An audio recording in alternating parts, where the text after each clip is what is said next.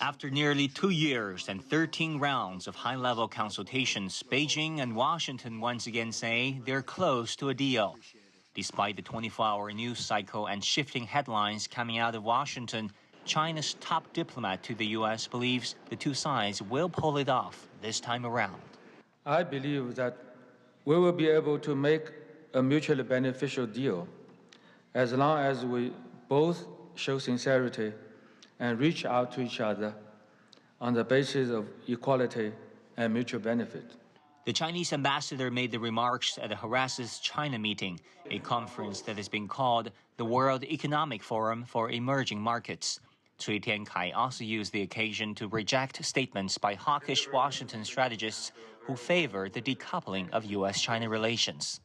This is neither rational nor realistic, because to decouple from China is to decouple from opportunities. It is to decouple from a hopeful and developing world. Echoing the Chinese ambassador were two Republican governors from so-called red states that voted for President Donald Trump in 2016. They said the tariff war has hit local farmers hard, and they want U.S.-China economic relations to be restored sooner rather than later. This tariff dispute that we've had has dramatically impacted South Dakota. So we're seeing as a state and with their incomes, less market opportunities, lower prices.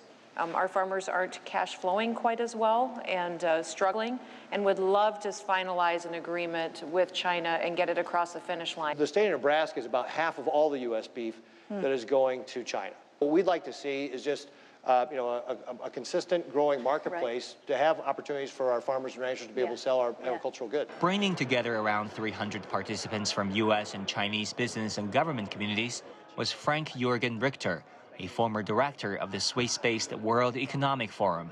Haras's is a think tank also based in Switzerland. They all hope, that we will overcome these issues. The reason they are all here is to meet their American counterparts, to engage in joint ventures, in joint investments, in technology exchange.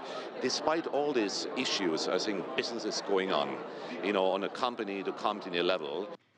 Chinese President Xi Jinping and U.S. President Donald Trump were supposed to announce a deal at the leaders' meeting of the Asia-Pacific Economic Cooperation Forum, better known as APEC, in San Diego, Chile. But Chile canceled the meeting.